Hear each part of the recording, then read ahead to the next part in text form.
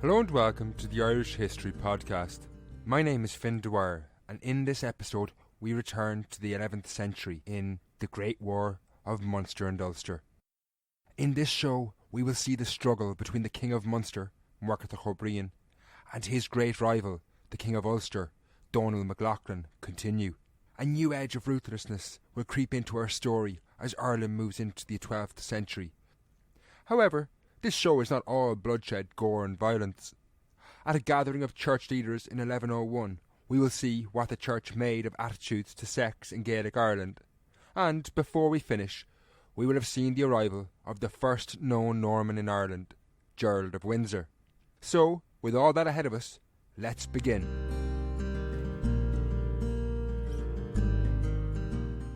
For kings in Gaelic Ireland, power and prestige was everything.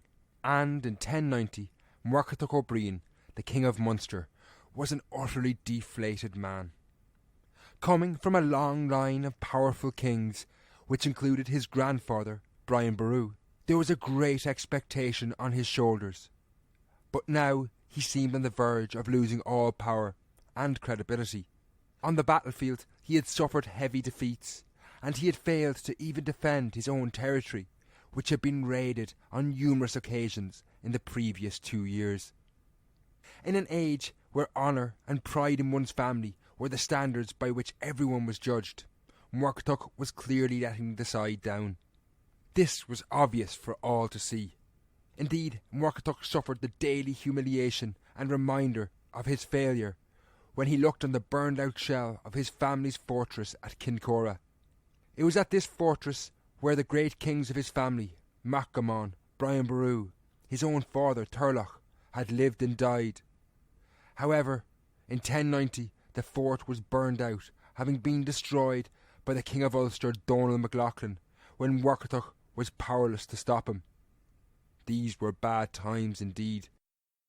Despite his attempts to maintain some degree of power, which saw Muirchertach bring the weakened Kingdom of Leinster under his rule in 1089, ultimately there was no getting away from the fact that he was no match for Donald MacLachlan, the King of Ulster. In 1090, Muirchertach's humiliation had been complete when he had no choice but to recognise Donald's overlordship. But for Muirchertach, or indeed the people who lived in Munster, the fighting was by no means over. In some respects, it was just beginning. Muirchertach in his heart could never accept the state of affairs that reigned after 1090, a power structure where he and his family were not at the top. While Donald MacLachlan effectively became High King in 1090 when he took submission from Muirchertach along with the kings of Meath and Connacht, he really had little interest in affairs outside of the north. He focused all his energy on controlling the rebellious minor kingdoms that surrounded him. In this situation, where Muirchertach was just waiting for a chance to claw back some power, it was inevitable that all hell would break loose. And indeed, it didn't take long. By 1091, Muirchertach was raiding the Kingdom of Meath, directly north of Leinster. But he wasn't the only one seeking to expand his power, and while he was on campaign in Meath, his own kingdom of Munster was raided by the Kingdom of Connacht.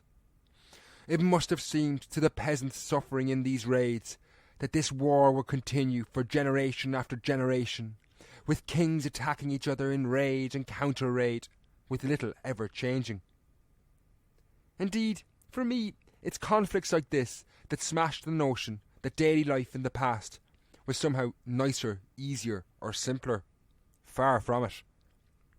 Although we have no statistics for homicide rates in medieval Ireland, comparative studies of tribal societies, which is what Gaelic Ireland ultimately was, would indicate that they were at least 30 to 40 times higher, perhaps even as high as 100 times higher than 21st century rates.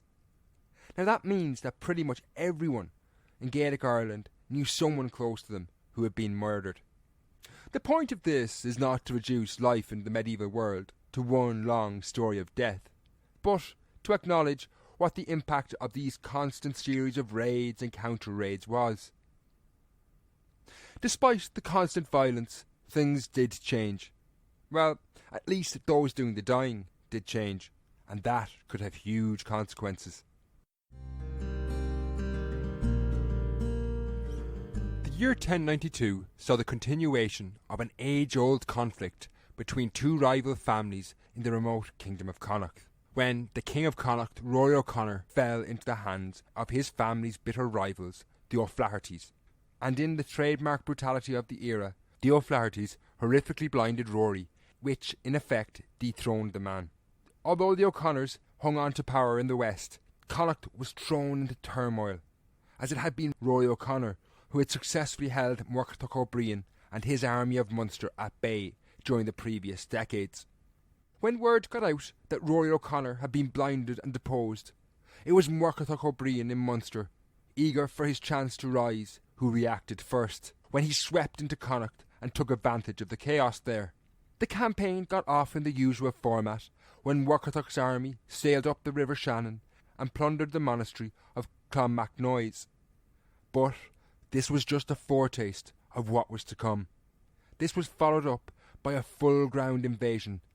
Muirchertach easily mopped up opposition in the divided Connacht, and then he set about taking vengeance for the numerous raids which had been launched from Connacht on Munster in the previous decade.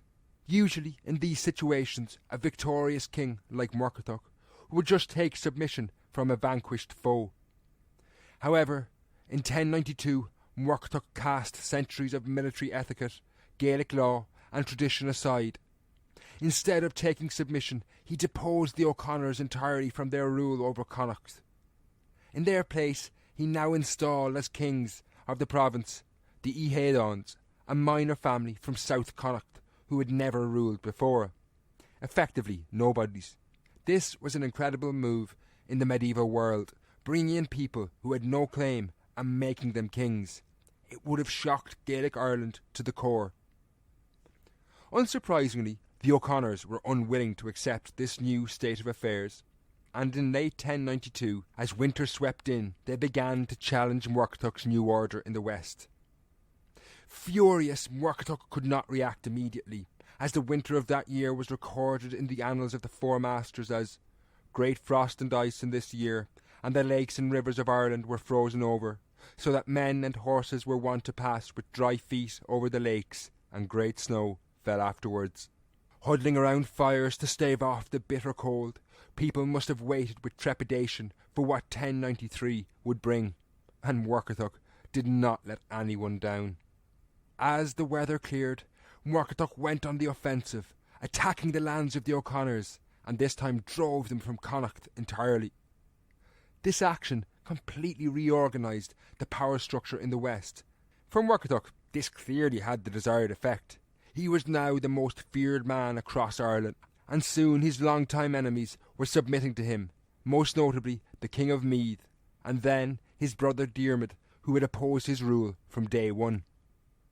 Despite these great victories, Muirchertach could not yet rest on his laurels. In fact, his biggest challenge still lay ahead of him. In Ulster, his long-time enemy, Donald MacLachlan, would not submit so easily. He was an entirely different kettle of fish. Indeed, in many respects, Connacht was just a sideshow. Donald was the real enemy, and a major war was clearly on the cards.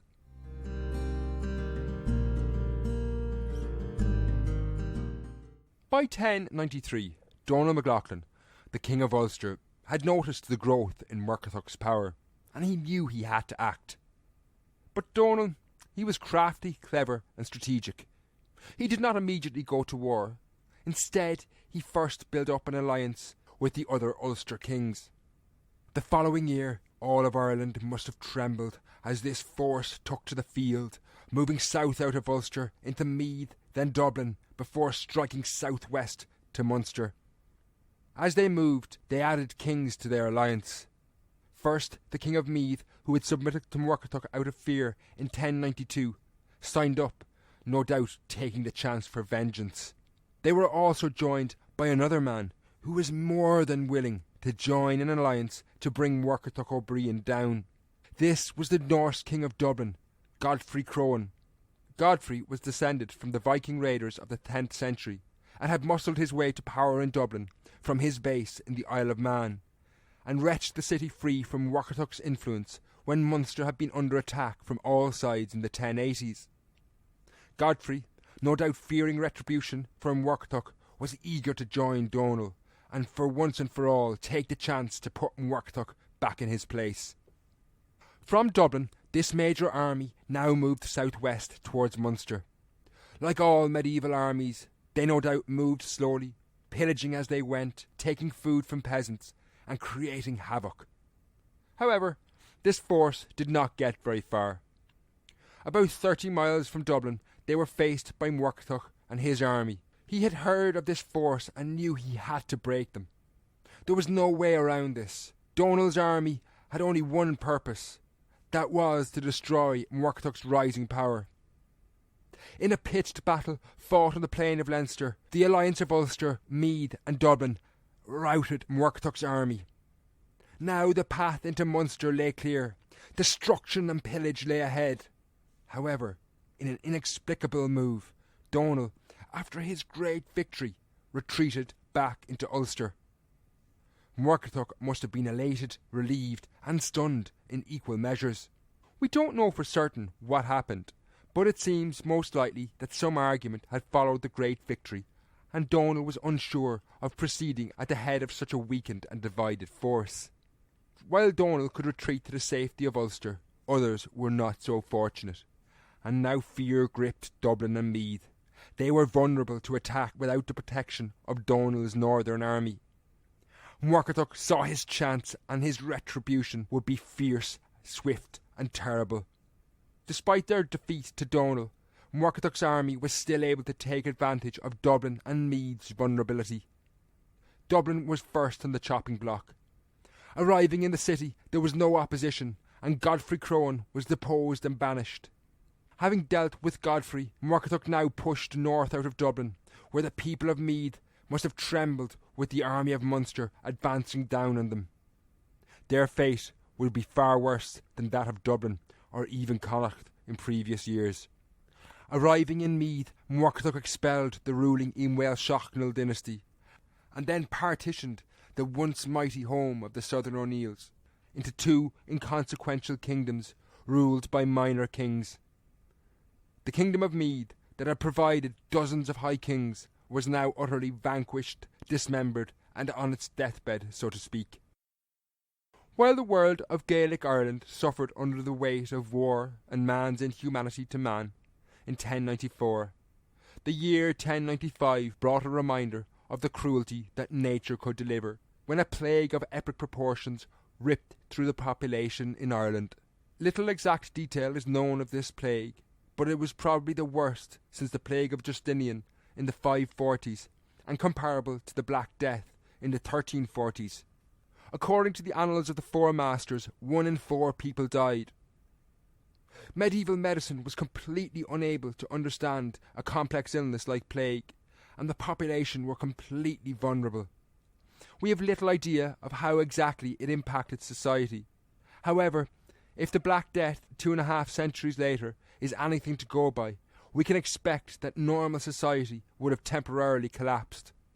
Lawlessness would have shot up, and people's social inhibitions would have disappeared as they faced imminent death, enjoyed what they thought were their last few days on earth by indulging in hedonism.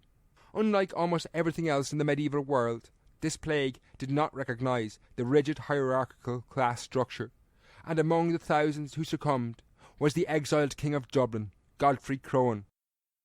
Society as a whole, however, did survive this plague, and Muirchertach, for one, did not lose the head. Indeed, far from it. He appears to have been able to take advantage of it.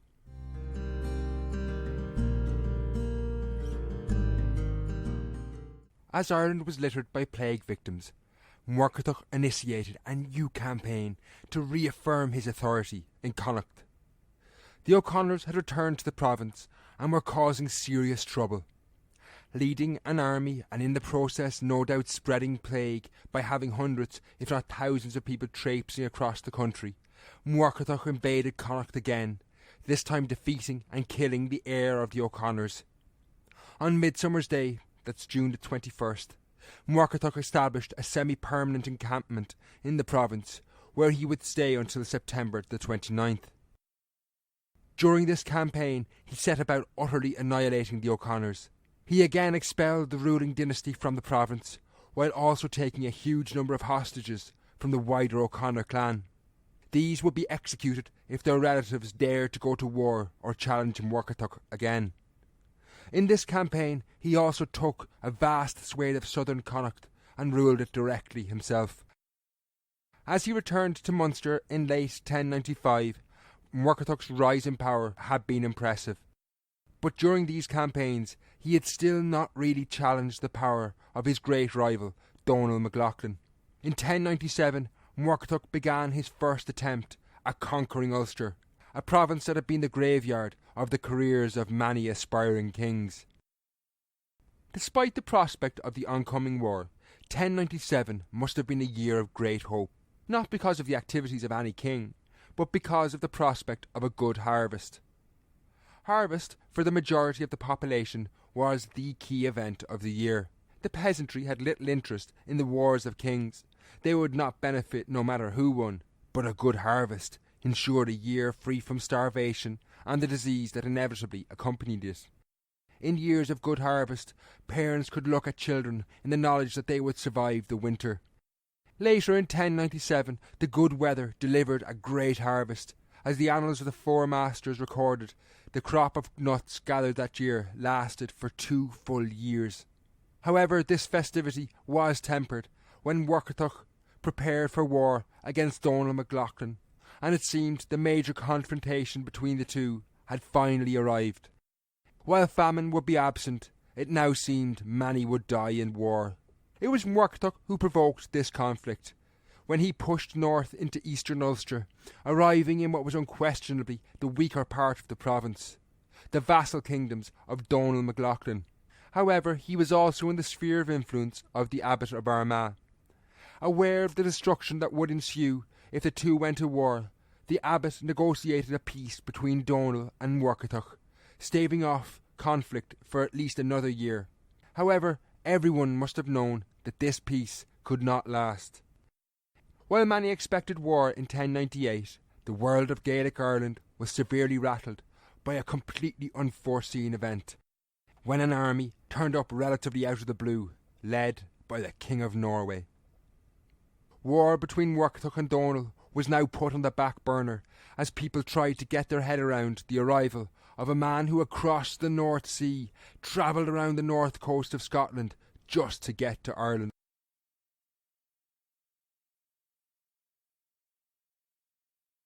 The arrival of the King of Norway, a man called Magnus Barelegs, had its origins back in 1094, after Muirchertach had taken control of the city of Dublin.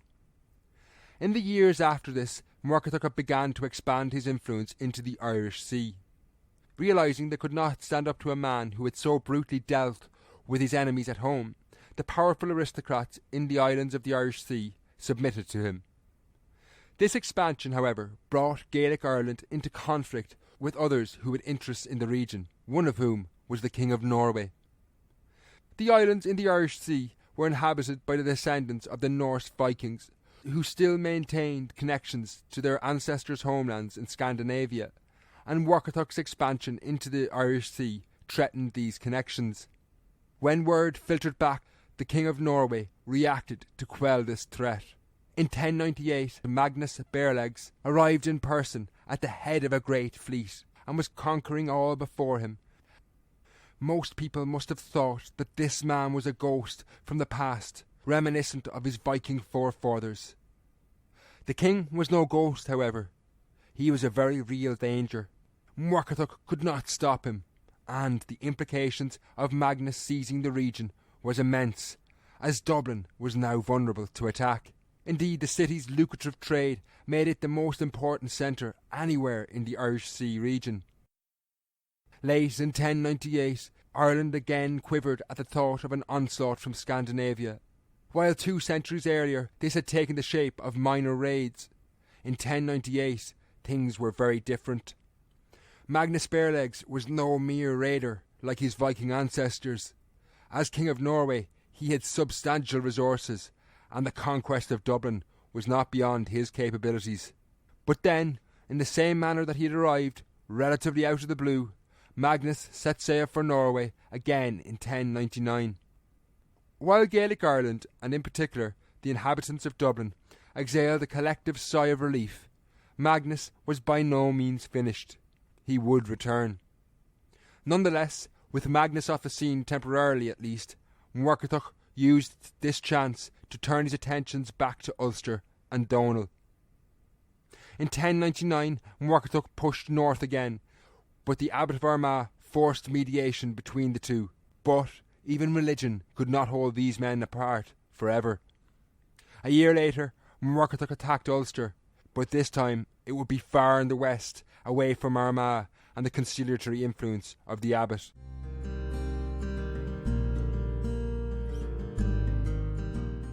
While the 12th century would bring more change than possibly any other in Irish history due to the arrival of the Normans in 1169, its opening year showed very little sign of change.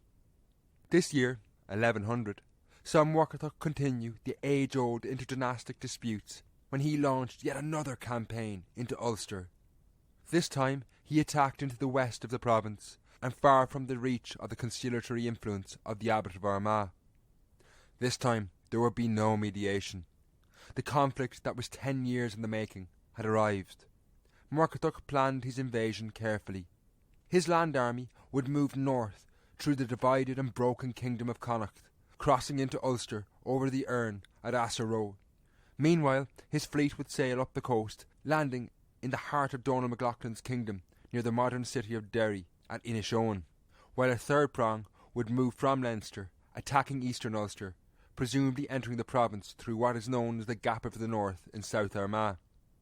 This, as an overall strategy, was risky, however. Attacking Ulster was in many ways more difficult than any other campaign Muirchertach had ever fought. Firstly, he had further to travel, but also crossing the River Erne at Assaroe was notoriously difficult. Donal would ensure it was defended, and this meant that when Muirchertach's force tried to cross the river, they would have to endure a torrent of spears raining down on them as they waded through the river water. Meanwhile, splitting his forces into 3 prongs meant they could not stay in contact with each other, given the huge distances between them. Should any of the armies fail, the others would not know. Such a fate had befallen Muirchertach's army when he had adopted a similar strategy when he invaded the kingdom of Connacht. Nonetheless, Muirchertach got the show on the road when he led his force to Assaroe. Like many before him, an army of the Canail Owen, the inhabitants of modern Donegal, stood in his way at Assaroe. Surprisingly, he had not come up with any way of dealing with this problem, despite the fact it was obviously going to happen. However, he had learned from previous defeats, and did not risk open battle and total annihilation. Instead, he withdrew. This, however, left the 2 other prongs of his army to push on, oblivious to this retreat. The fleet landed at Inishowen, but before they could raise a sword, they were caught and trapped by Donal MacLaughlin's son and routed. The only army to enjoy any success was the force that had come from Leinster. Although they were able to raid East Ulster, they were in no position to lead an all-out attack on Donal MacLaughlin.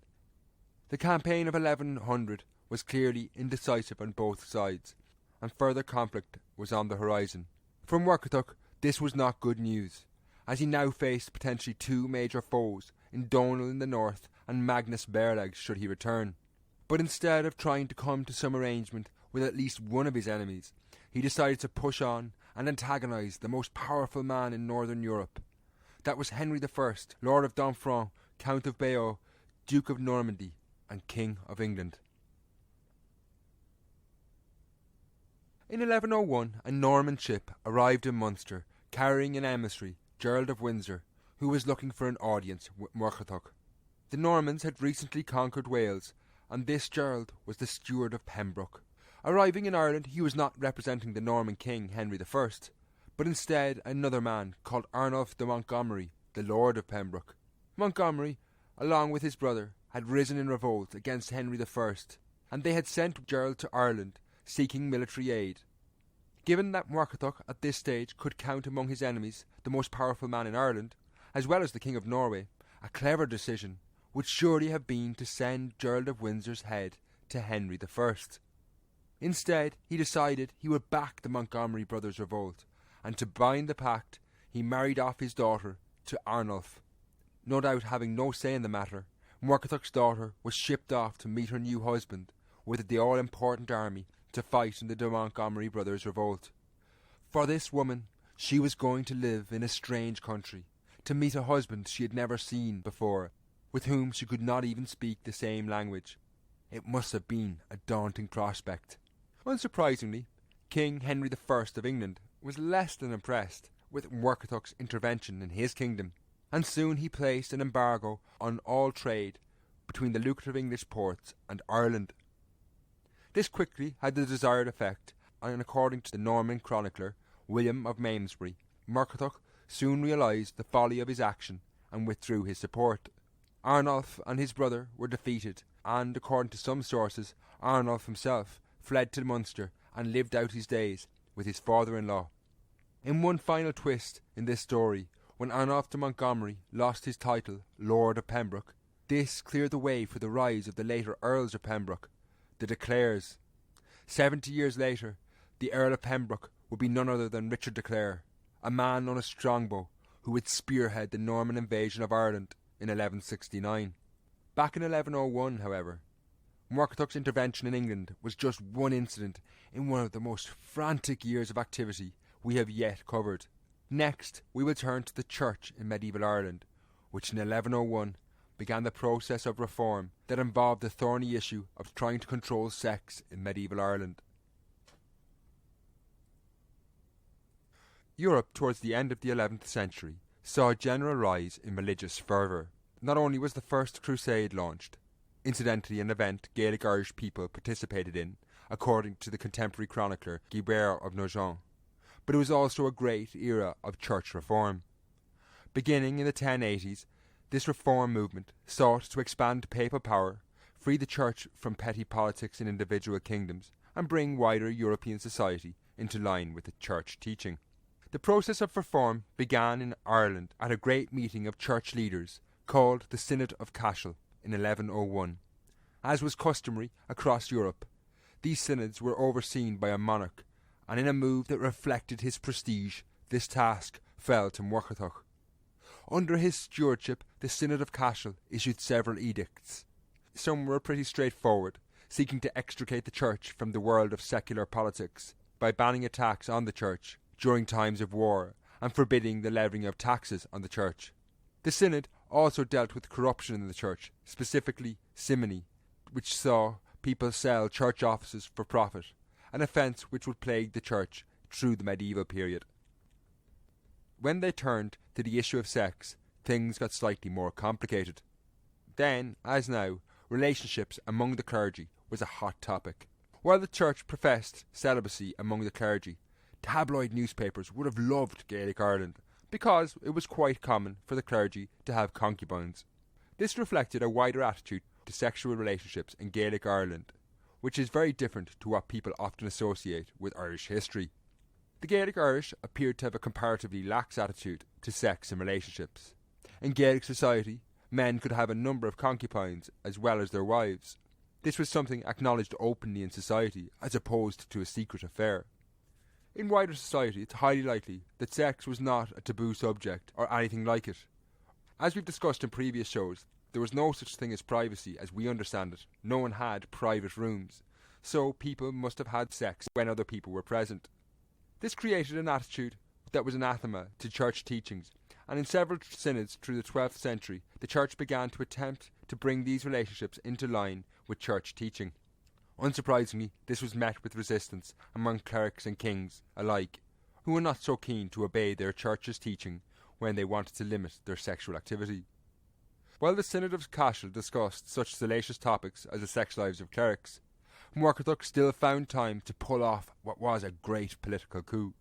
At the Synod, he gave the Rock of Cashel to the church, and it became one of the greatest religious sites in Ireland.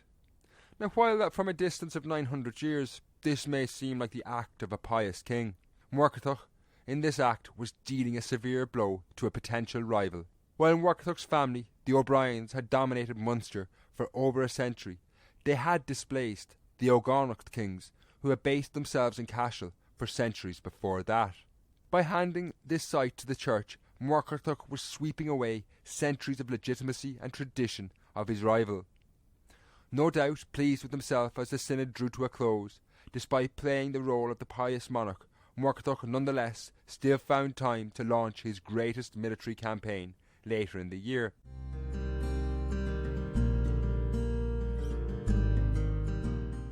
Having been thwarted on his previous attempts to bring down his great rival, the King of Ulster, Donald MacLachlan, in 1101 Muirchertach assembled an army from every province in Ireland except Ulster.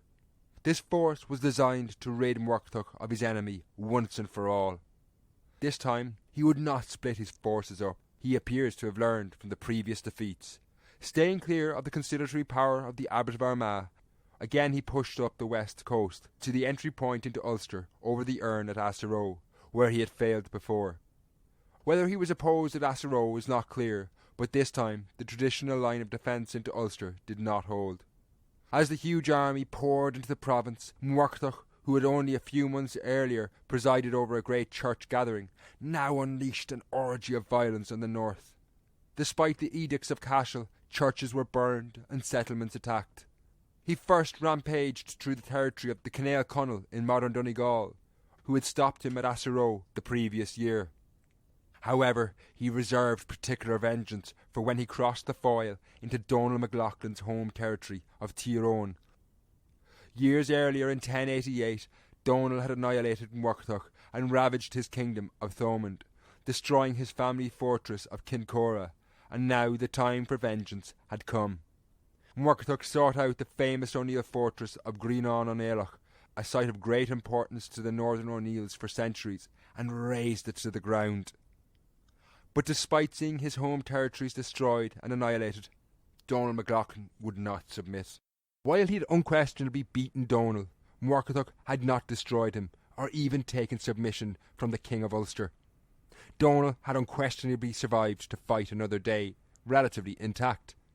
Nonetheless, Muirchertach must have looked forward to the following year's campaign, where he could truly look to ending all opposition in Ulster. However, in 1102, everything changed yet again. Since Muirchertach had resurrected his career after the defeats of the late 1080s, the one person who had successfully bested him was Magnus Barelegs. Now, in 1102, Magnus arrived back in the Irish Sea with a large fleet and army. His aim this time was not the islands in the Irish Sea region, but Dublin itself. Muirchertach now had a serious problem on his hands. Donald MacLachlan would have to wait. Tune in next time to see what happens next. Until then, slán.